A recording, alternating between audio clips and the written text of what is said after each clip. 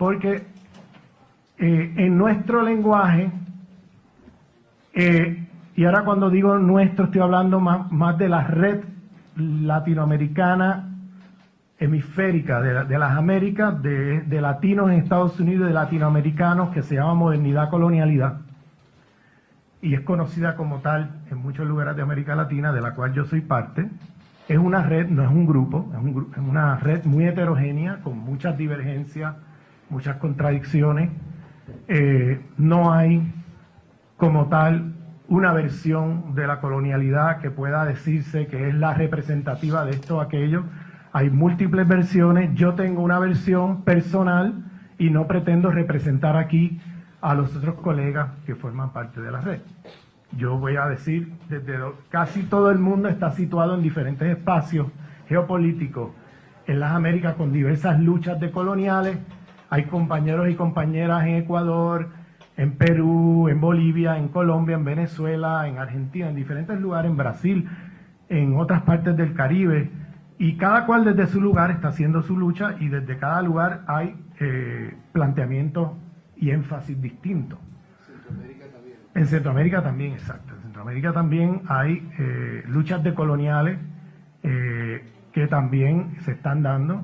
Y hay también personas identificadas con el proyecto Modernidad Colonialidad en Centroamérica también, que también están desarrollando trabajo en esa dirección. Entonces, es una red hemisférica con una diversidad y heterogeneidad de perspectivas. Y voy a hablar hoy del tema del racismo, porque cuando se habla hacemos una distinción entre colonialismo y colonialidad. Colonialismo y colonialidad, si bien históricamente están relacionados, analíticamente no lo están. Analíticamente, colonialidad y colonialismo no es lo mismo, aunque históricamente ambos están relacionados. No hay colonialidad del poder, del saber, del ser, de la naturaleza, sin la historia colonial y la expansión colonial europea, pero la colonialidad no se colapsa ni se reduce al colonialismo, porque una vez terminan las administraciones coloniales, la colonialidad continuó, no desapareció. Entonces, ¿qué es la colonialidad y qué es el colonialismo? Es algo que vamos a discutir a través del seminario con más detalle. Pero el tema de qué es el racismo me parece que es un tema central en toda la discusión, porque la visión que tenemos usualmente del racismo es una visión que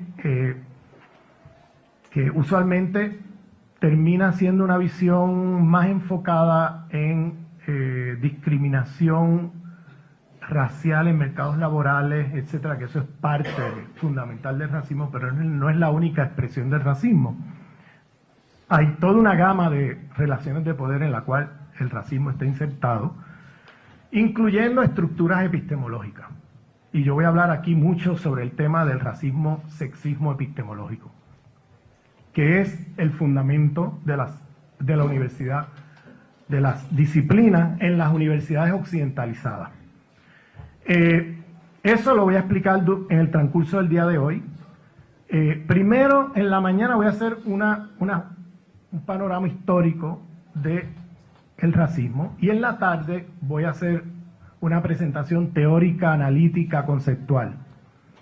Empiezo con la historia porque es desde la historia que teorizamos, y entonces es importante comenzar por hacer una narrativa histórica sobre este tema. Yo acabo de publicar un artículo que está en Tabula Rasa 16, que es la revista colombiana, y que le pedían a ver si quizás en los próximos días se circula entre las personas participando, porque es una crítica a Foucault sobre la manera como Foucault construye la genealogía del racismo. Y mi crítica a Foucault es que es muy eurocéntrica su narrativa. Entonces me parece importante hacer esta crítica por la importancia que ha adquirido un autor como Foucault en América Latina. Y que me parece importante comenzar a sacar el grano de la paja, es decir, vamos a ver qué es lo útil de Foucault y cuáles son los límites de Foucault. En ese sentido es importante hacer un trabajo también crítico de Foucault. Y yo tengo un artículo ahí que es una crítica a la genealogía del racismo de Foucault, porque Foucault enfoca el origen del racismo de una manera muy intraeuropea, donde ni siquiera entra la historia colonial en su panorama de dónde surge el racismo. Aparece como una cosa al interior de Europa y como un fenómeno más decimonónico, donde el racismo se identifica más como el racismo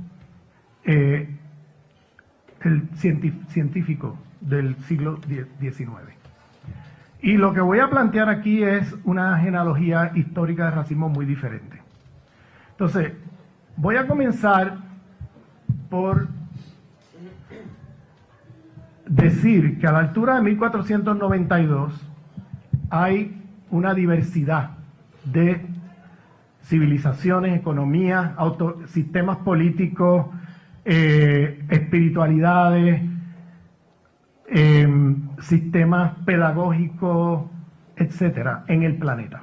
A la altura de 1492 hay una diversidad enorme en el planeta de formas de pensar, de existir, de formas institucionales de autoridad política, de economías, de relaciones humanas, de relaciones de género, relaciones de sexualidad. Había una diversidad en el mundo enorme. Esa diversidad fue poco a poco reduciéndose con la expansión colonial europea, donde a través de esa expansión colonial se fueron destruyendo otras formas de vivir, existir, etcétera, en el planeta. A la altura de 1492, en las Américas, por ejemplo, habían civilizaciones con un desarrollo metalúrgico extraordinario, con un desarrollo matemático extraordinario, con un desarrollo astronómico extraordinario, con desarrollo en la medicina extraordinario, donde se hacían incluso operaciones de cerebro. O sea, eso son cosas que están un poco enterradas en la historia. Ahí están las diferentes civilizaciones que hoy llamamos indígenas en las Américas, ¿no? Autóctonas de las Américas, pero que tienen sus propios nombres, ¿no?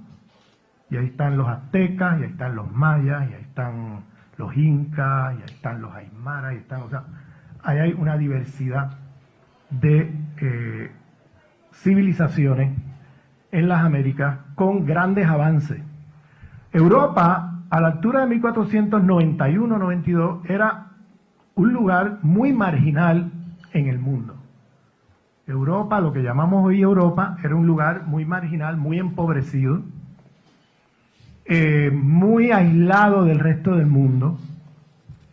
Y por eso es que cuando Hernán Cortés llega a el centro de los aztecas, yo no le llamo imperio porque eso es otra violencia epistémica, llamarle imperio a todo lo que es no imperio chino, imperio azteca, imperio inca, imperio eran los romanos. Los otomanos eran un sultanato, los chinos eran un linaje. O sea, hay una diversidad de sistemas políticos, de autoridad política, que los aplanamos ahí en un segundo, donde le llamamos imperio a todo lo que se movía en el mundo en esa época, ¿no? Sin tomarnos un momento de detenimiento y ver exactamente de qué se trataban estos sistemas y cómo operaban y cuáles eran sus lógicas, etcétera. Le proyectamos las categorías eurocéntricas que hemos aprendido a todo lo que existía antes. Entonces, una de las cosas que hacemos muy natural es como que el racismo existe desde Adán y Eva, como una cosa universal. Y deshistorizamos la emergencia del racismo. La deshistorizamos completamente cuando el racismo tiene un momento que surge, emerge, y esas cosas es importante historizarlas porque si es una cosa que está en la historia desde Adán y Eva, entonces es una cosa de la naturaleza humana, y si es naturaleza humana, entonces no hay nada que hacer, porque nos vamos a comportar racistamente siempre. Y es un poco lo que ocurre con narrativas eurocéntricas que tratan de proyectar las categorías de este sistema mundo que surge a partir de 1492 a todo lo que existió antes de 1492.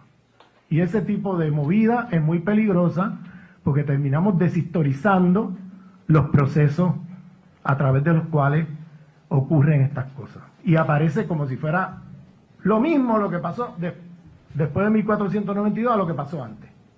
Con eso no voy a romantizar el pasado, simplemente señalar que no vamos tampoco a demonizarlo, que es lo que ocurre con la narrativa brasileña, que después de todo, lo que pasa después de 1492 no es tan distinto que lo que pasaba antes.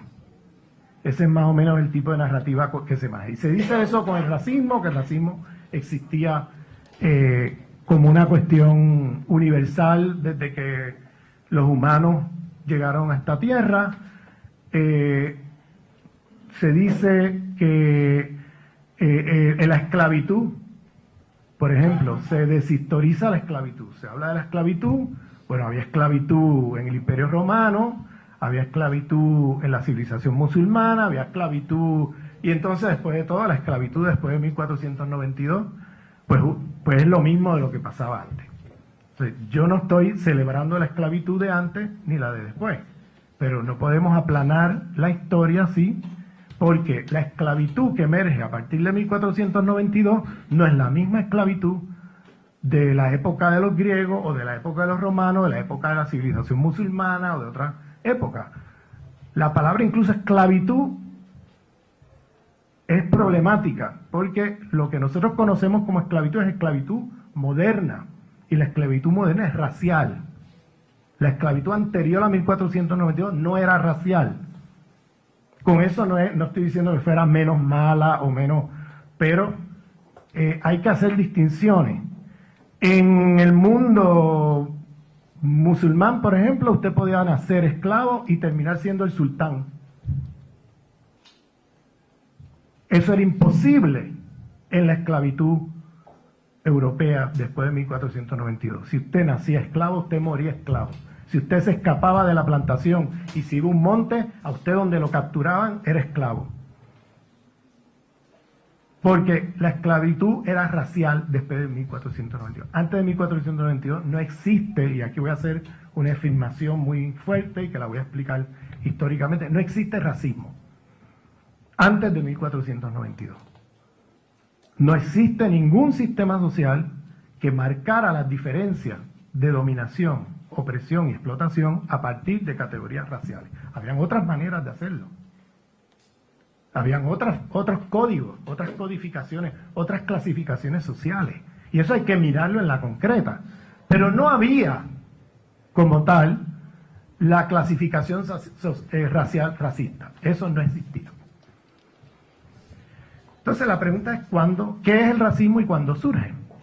Esa es la pregunta. Entonces, quiero comenzar por remitirnos a España, a la historia de España. Yo siempre cuando estoy en España digo, hasta que los españoles no descolonicen la R y la E, seguirán atrapados en las lógicas raciales y coloniales de su historia. Seguirán atrapados ahí. Hasta que la R y la E no la descolonicen, seguirán atrapados, porque esa es una narrativa fundamental. ¿Saben de lo que les hablo? La R y la E.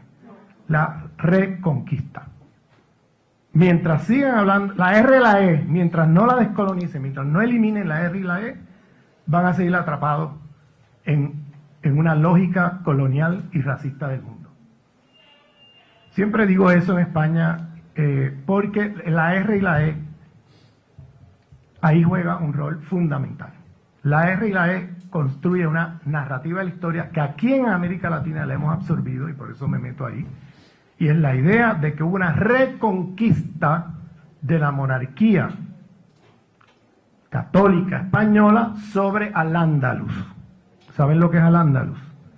Territorio musulmanes en el sur de España, que eso se llamaba Al-Ándalus. No era la España islámica, era Al-Ándalus. Ahí había autoridades políticas que eran sultanatos, que operaban con lógicas muy diferentes a la monarquía católica española. En esos territorios había la idea de que había una autoridad política que era musulmana en términos de leyes y de codificación, pero con reconocimiento y respeto a la diversidad religiosa e identitaria dentro del territorio, donde se otorgaba derechos y había derechos reconocidos de personas con otras espiritualidades dentro del territorio. La monarquía española, en su proceso de destruir al Andalus y conquistarlo, impone una lógica diferente, que es un Estado, una identidad, una religión. Aquí tenemos los cimientos del Estado-nación, ¿no? La idea de que la identidad de la población tiene que corresponder con la identidad del Estado. Y esa correspondencia de uno a uno plantea que todas las personas que estén en ese territorio tienen que abandonar sus religiones o sus visiones, espiritualidades, identidades, y por la fuerza o se convierten al cristianismo, o son expulsados del territorio, o son masacrados en el territorio. Y esa era la lógica de expansión colonial de la monarquía española al interior de ese territorio, en su avance de conquistar, no reconquistar, conquistar al Andalus. La historia de la R y la E, de que es una reconquista, es la idea que hubo una invasión musulmana en el siglo VIII. Esa idea de una invasión musulmana asume y presupone que entonces los españoles católicos, etcétera, hicieron una lucha de liberación por liberarse del yugo de el poder musulmán dentro de España. Esa es la narrativa hegemónica de la monarquía católica española. Pero ¿qué pasa? En el siglo VIII, si usted se remite al siglo VIII, España no existía. Lo que existía eran pueblos ibéricos, los iberos, que eran indígenas de ese territorio, con una diversidad de lengua, diversidad cultural, etcétera, que existía en ese territorio, dominados bajo el yugo de los visigodos y del obispado de la Iglesia desde el Vaticano. Los visigodos y el obispado andaban en alianza política y mantenían bajo un régimen de dominación y explotación a los pueblos ibéricos. Cuando llegan los musulmanes, que eran bereberes, no eran exactamente árabes, eran bereberes musulmanes, que llegan 2.000, 3.000 tropas, que llegan por el sur, por Gibraltar, y entran por el sur. Piensen que en 60 días, en el siglo VIII, en 60 días, todo ese territorio se hace musulmán y sale y termina en 60 días. Ese es un territorio, imagínense la península ibérica completa.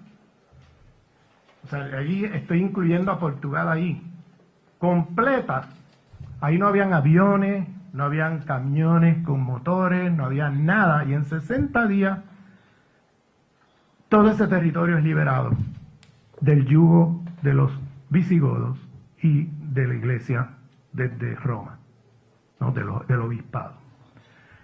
Entonces la pregunta es, ¿cómo en 60 días, sin aviones, sin camiones, sin nada, se libera todo ese territorio? Pues ahí pasó otra cosa, que no puede ser meramente una conquista o una que llegaron allí por la fuerza, sometieron a la gente, etc. Ahí pasó otra cosa. Y esa otra cosa que pasó es la que está enterrada en la historia. Porque nos hacen, lo que nos venden es la idea que los musulmanes invadieron España. Y bajo esa visión, y claro, en España el castellano era la lengua y el dialecto de una región muy pequeña de lo que era la Hispania, que se llamaba en esa época. O sea que allí había una diversidad de lenguas, de culturas, de pueblos, etcétera. O sea, España, tal y como la conocemos, no existe. De manera que no hubo una invasión a España, para empezar.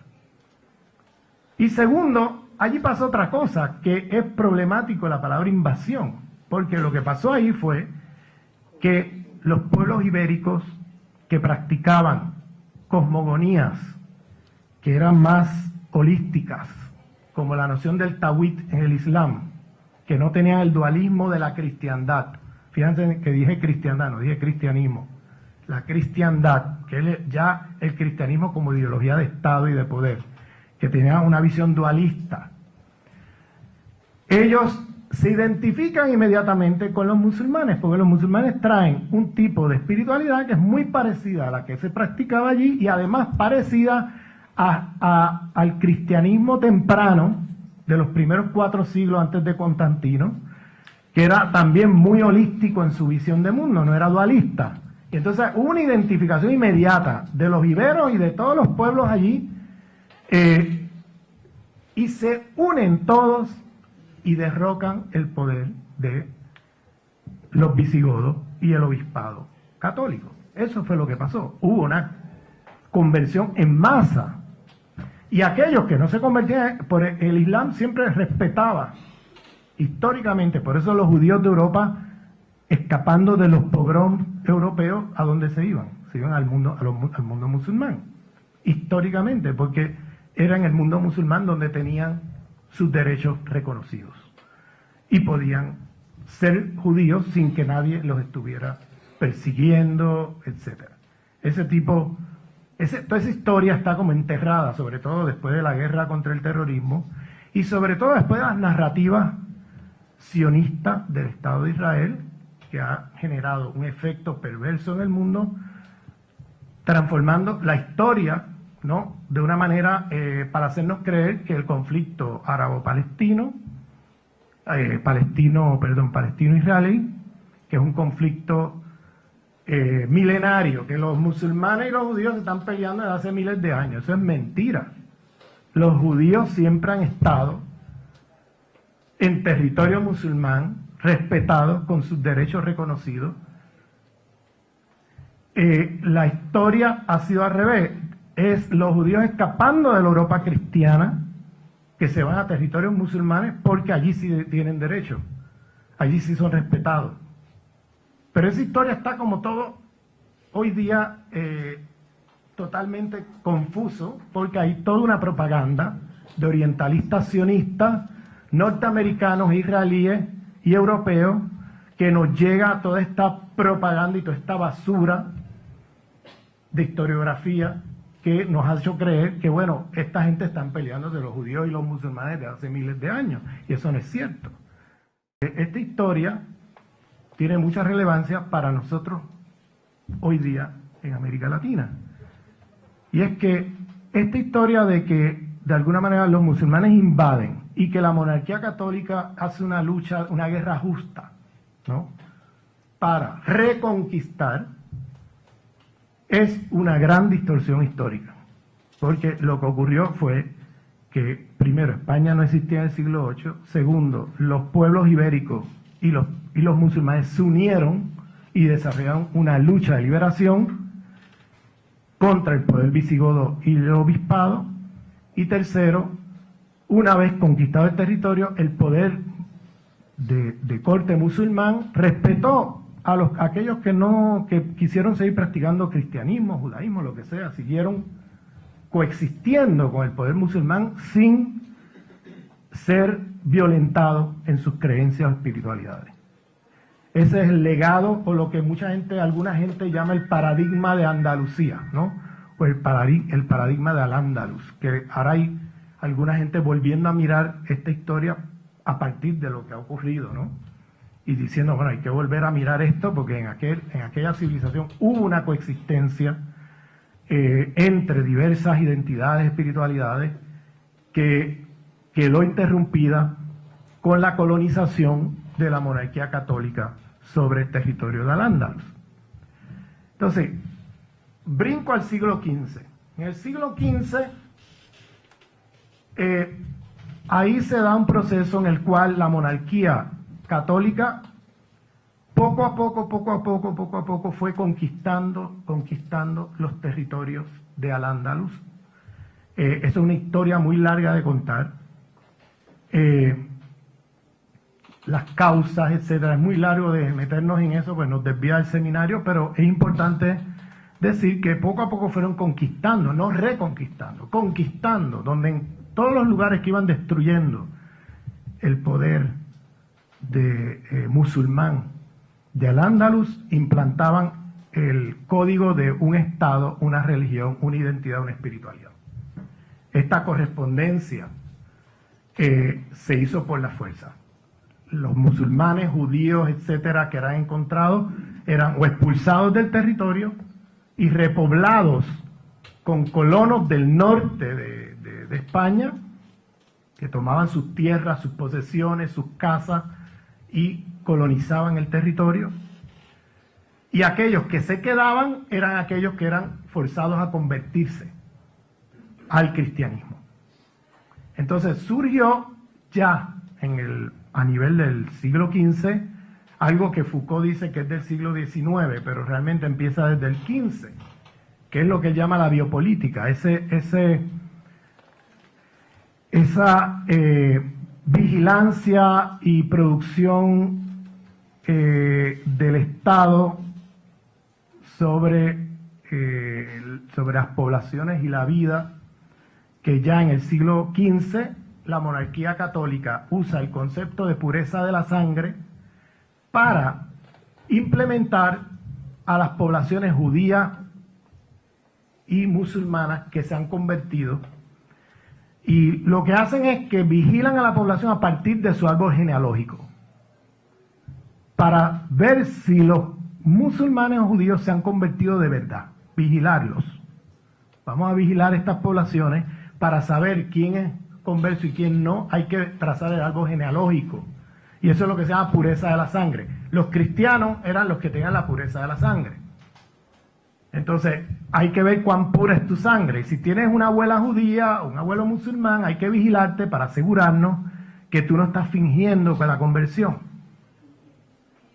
Entonces esa vigilancia, eso podríamos llamarle una estructura ya proto-racista, pero no es completamente racista, porque hasta ese momento la cuestión está planteada, la vieja discriminación medieval europea, judeofóbica, islamofóbica, está montada sobre una narrativa de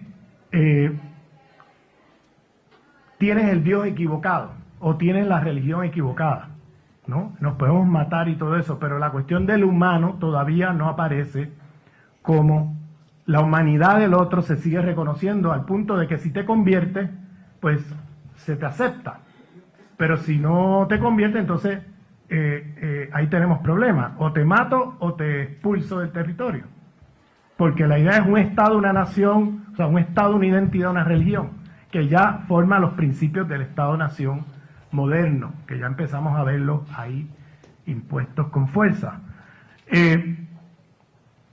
Todas las identidades que no entren ahí, pues son o aniquiladas físicamente o expulsadas. Entonces tenemos ahí en 1492, 1491, unos años antes, esta narrativa de la pureza de la sangre. El último reducto de Al-Ándalus es el sultanato nazarí de Granada. Es el último reducto. En 1490-91, cuando se da la primera reunión de Cristóbal Colón con los reyes católicos, la reina Isabel y Fernando el Católico, ¿no? En esa reunión, que él viene con el proyecto de las empresas de las Indias, y él viene y le presenta el proyecto a los reyes, y los reyes le dicen: oye, esto está muy bien, pero primero tenemos que conquistar Al-Ándalus. Primero tiene que caer Granada, unificar el territorio bajo el poder de la monarquía católica, y entonces podemos lanzarnos ya a la conquista de otros territorios, que era lo que planteaba el proyecto de la empresa de las Indias. En ese momento recordemos que está por el centro de producción del mundo es China y la India. Esos son los centros de producción del mundo. Y toda la competencia de los imperios europeos era quien controlaba las rutas de esos mercados y traía esas mercancías para Europa. En Europa no se producía mucho. Europa era un lugar, como dije, muy subdesarrollado, muy marginado de los centros de producción mundiales. Y era muy marginal en términos de la riqueza, civilización, etc. Recordemos que, por ejemplo, todo lo que es la filosofía griega, que ese es otro gran mito que nos han hecho creer, llega vía Al-Ándalus. Llega vía Al-Ándalus a el territorio que hoy llamamos Europa. Porque por muchos siglos, leer a Aristóteles en Europa le costaba la vida. Era prohibido por la Iglesia y la Inquisición lo quemaba vivo al que estuviera leyendo a Aristóteles. Luego, cuando comienza la expansión colonial europea, se inventan una historia eurocéntrica diciendo que los orígenes de Europa es Grecia. Y que hemos ido desde Grecia a Roma y de Roma al Renacimiento. Y claro, ese punto intermedio entre el Imperio Romano y el Renacimiento le llaman la Edad Oscura o la Edad Media. No lo pueden nombrar, porque si lo nombran tendrían que decir Islam. Y si dicen Islam, entonces tienen que reconocer una deuda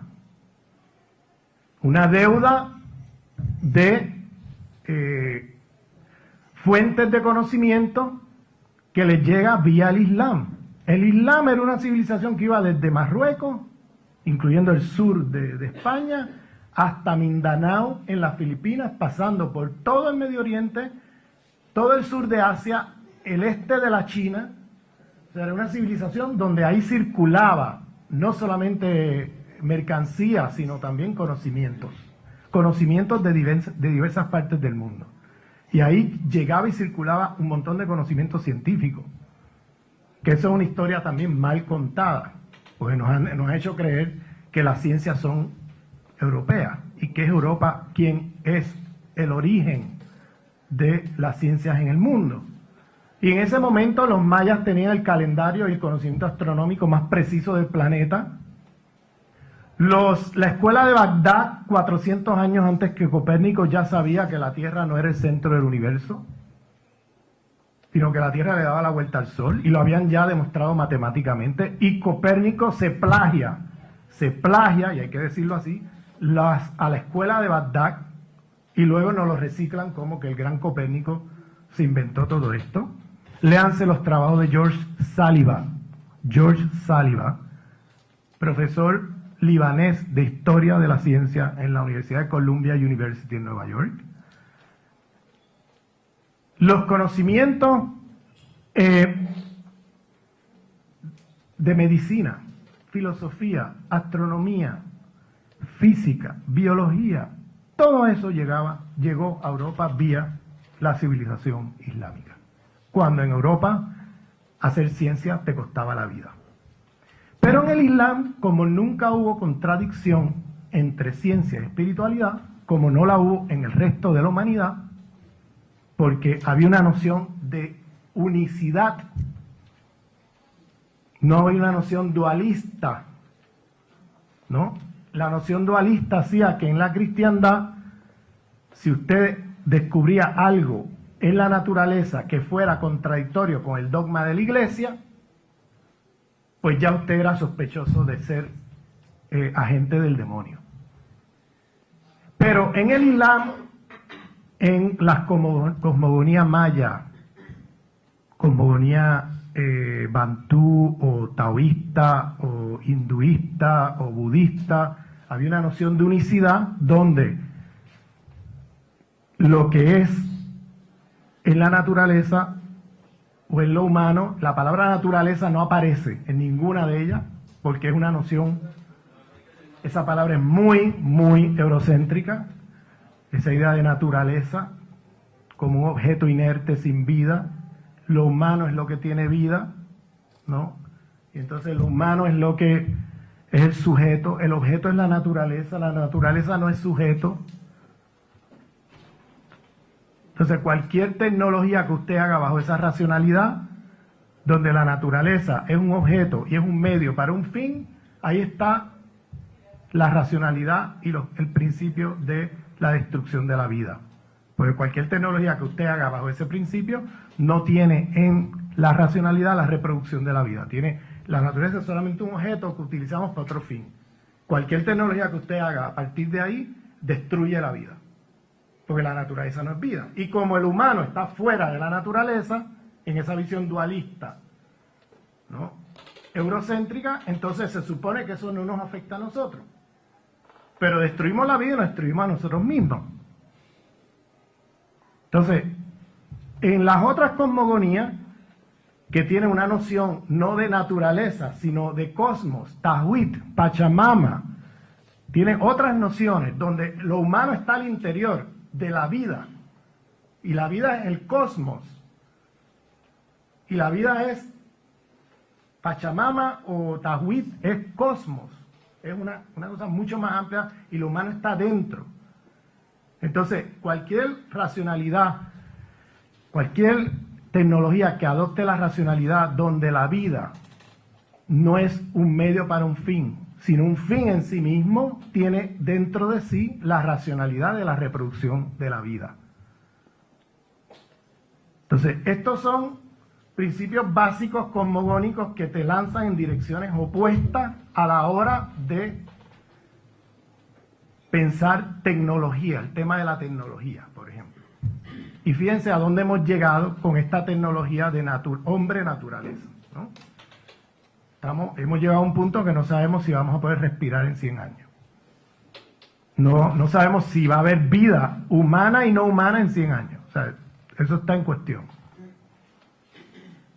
O sea, que esta civilización ha implantado como dicen los indígenas y aborígenes del mundo, una civilización de muerte, de destrucción de la vida. La civilización islámica trae todos estos conocimientos que luego se lo plagian en Europa. Y hay que decirlo, fue plagio. Se plagiaron a los científicos del Islam, se plagiaron a Averroes. Averroes fue leído como una autoridad en medicina hasta el siglo XVIII en las universidades europeas. Estas cosas quedan ahora enterradas, ¿no?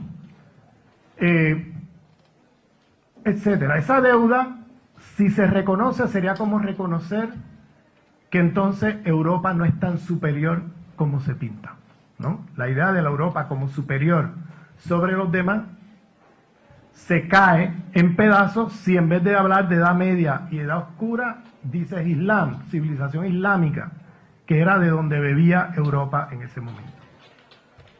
Claro, luego se tienen que inventar una narrativa en la cual ocultan todas esas deudas con otras civilizaciones, con China, con el Islam, etcétera, para poder entonces hacer un reclamo de superioridad del Occidente sobre el resto. Y eso ocurre ya en el siglo XVI, XVII, XVIII, que se construyen estas narrativas ocultando la deuda de Europa con el resto de las civilizaciones del mundo. Entonces, cuando volvemos al diálogo de Colón con la monarquía, ¿no? Colón le dice, vamos, aquí está la empresa de las Indias, ¿no? Aquí está la empresa de las Indias, y vamos a colonizar el mundo ahora, ¿ok? Vamos ahora a salir a conquistar el mundo.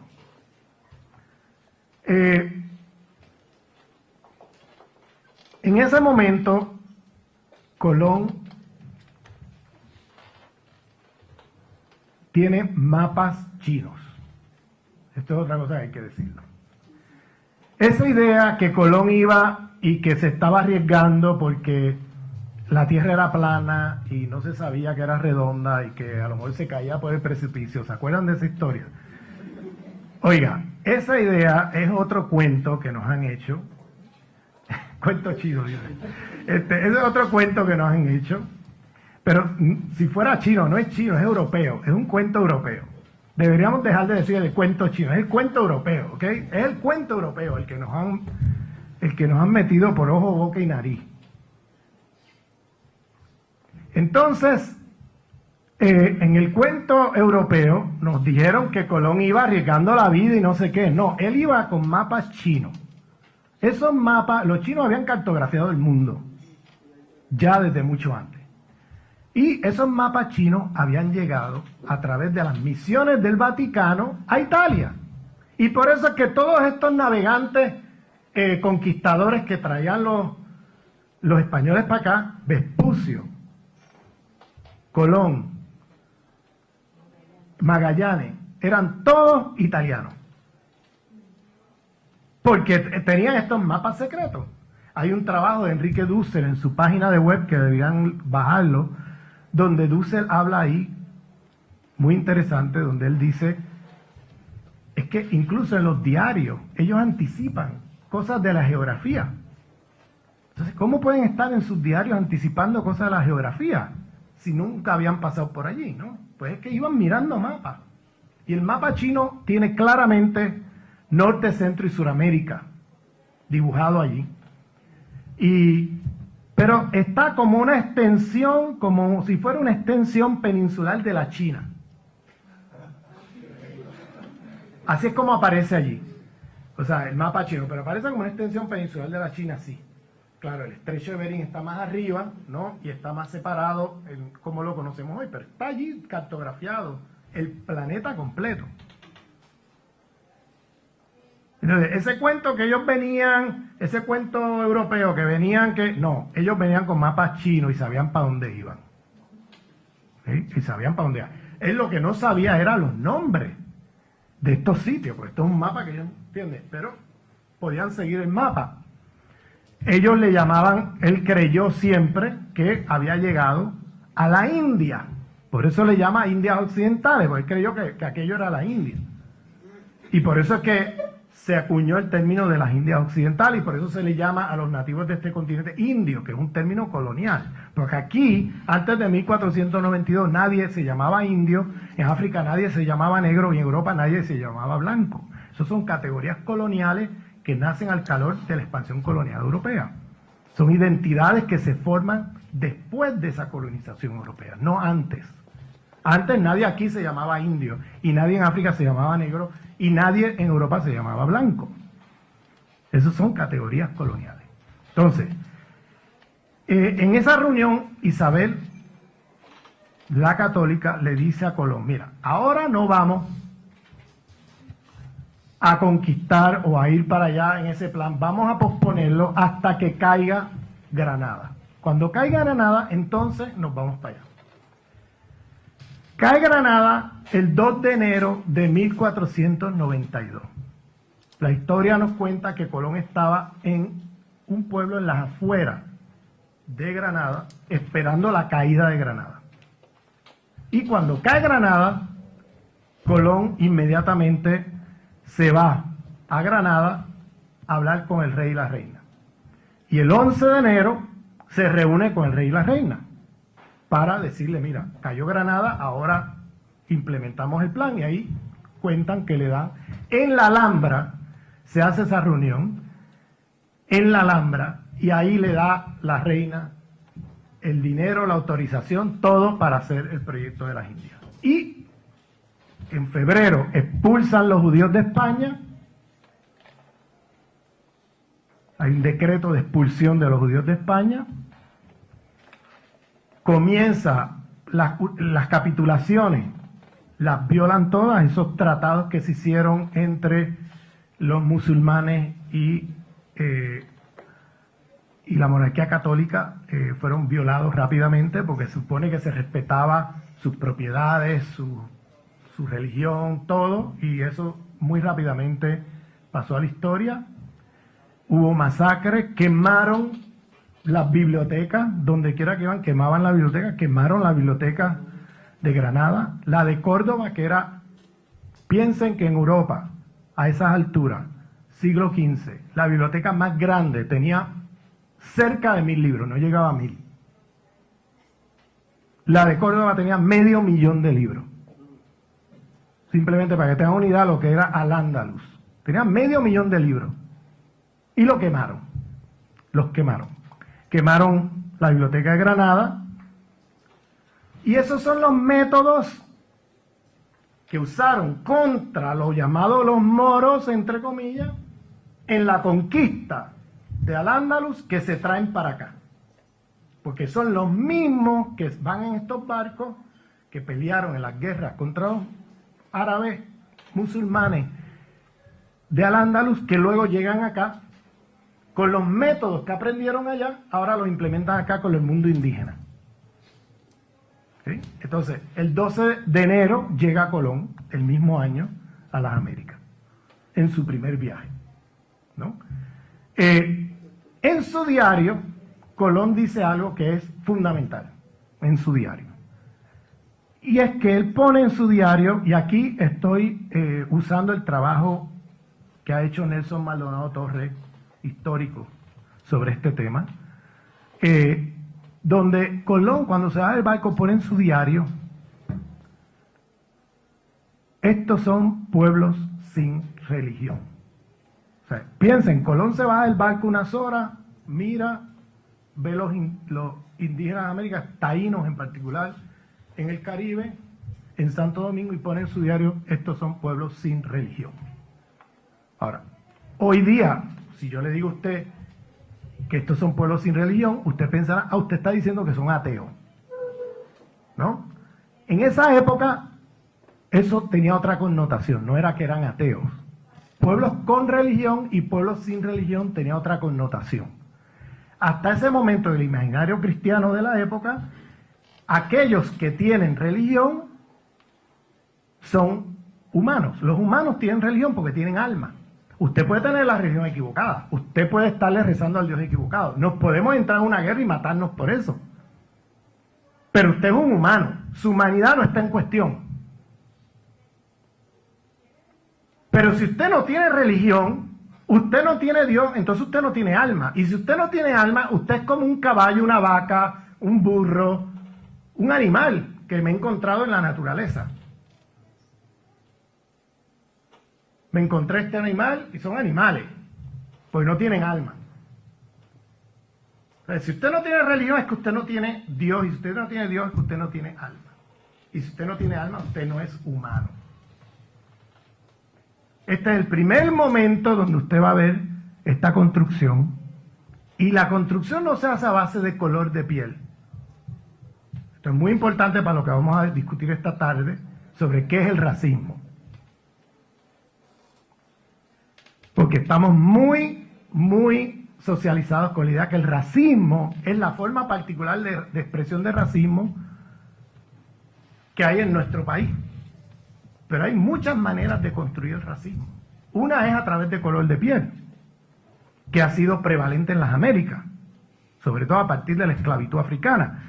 Pero esa no es la única forma. Voy a discutir esto en más detalle. La primera forma de racismo en el mundo no fue de color, fue pueblos con religión y pueblos sin religión. Esa fue la primera forma. Esa forma es fundamental porque es la primera. Esto genera todo un debate en Europa sobre el tema de si los indígenas son animales, o sea, si tienen alma o no tienen alma. Ese es el debate. Ese debate empieza en 1492 y sigue hasta 1552. Es un debate que se hace en latín y que circula por toda Europa. En aquella época la lengua franca era el latín y se escribía en latín, y por tanto todas estas descripciones del mundo indígena y todo esto que se hacía a través de la iglesia, eso circuló por Alemania, eso circuló por Francia, por todo el territorio europeo. Eso no fue un debate español, ¿okay? Eso no fue una cosa que se quedó en España, fue un debate europeo. Pero en España se concentró el debate porque España es el primero que se expande a las Américas y que tiene de frente el tema planteado de frente sobre pueblos con religión, pueblos sin religión, pueblos con alma, pueblos sin alma.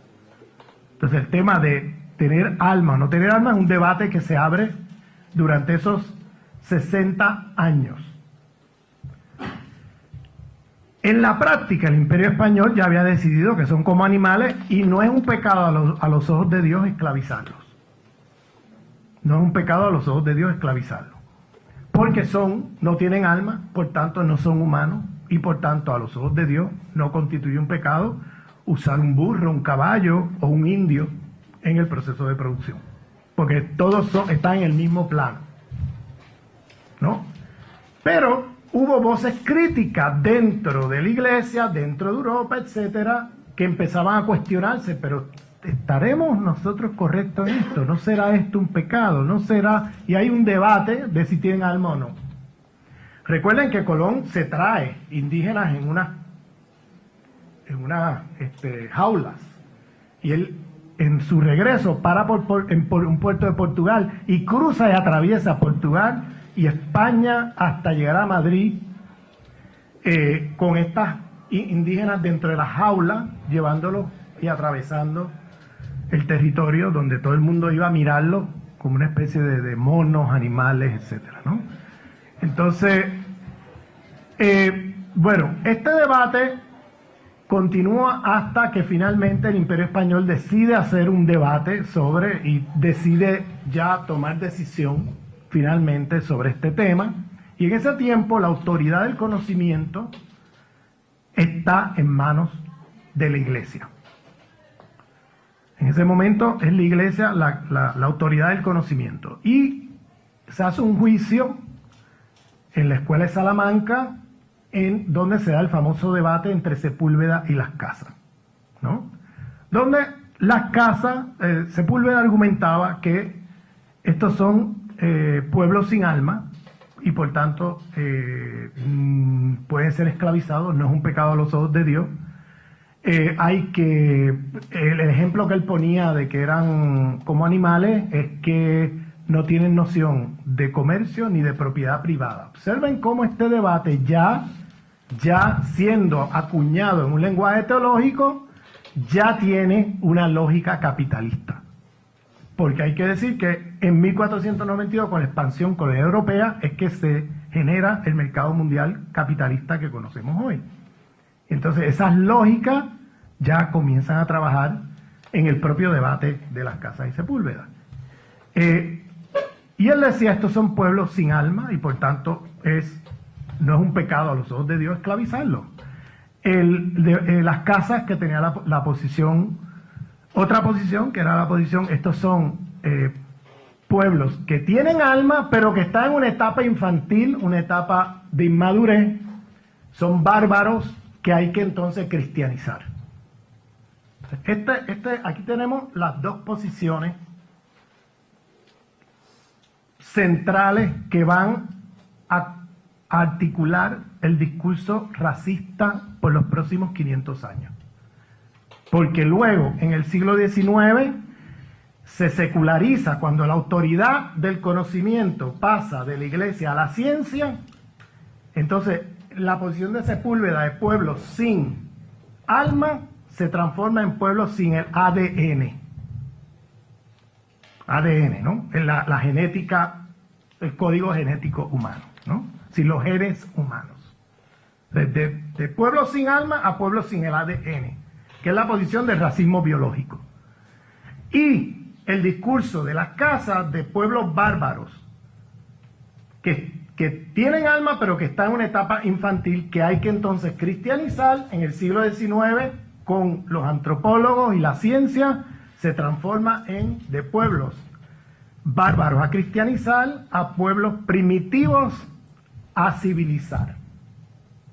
En una secularización de las mismas narrativas, en un momento con base teológica y ahora en el 19 con base cientificista, ¿no? Pero en el fondo están hablando de lo mismo. Entonces, fíjense que aquí se da, en este momento, en el siglo XVI, o sea, aquí están las dos narrativas, ¿no?, centrales del racismo hoy día. El racismo culturalista, de corte culturalista, que es el de Las Casas, y aquí no estoy hablando de las intenciones que tuviera Las Casas, estoy hablando del efecto del discurso, y el racismo de corte biologicista de Sepúlveda. Entonces tenemos estas dos formas, racismo biológico, como dos formas que articulan las formas de racismo europeo por los próximos 500 años. Y que en unos momentos enfatizan uno sobre otro, en otros momentos aplican uno contra este grupo, pero otro contra este otro. O sea, es muy compleja esta dinámica entre el racismo cultural y biológico. Lo importante es que fíjense cómo el racismo culturalista se empata con el biológico en la medida en que se naturalizan y esencializan las culturas.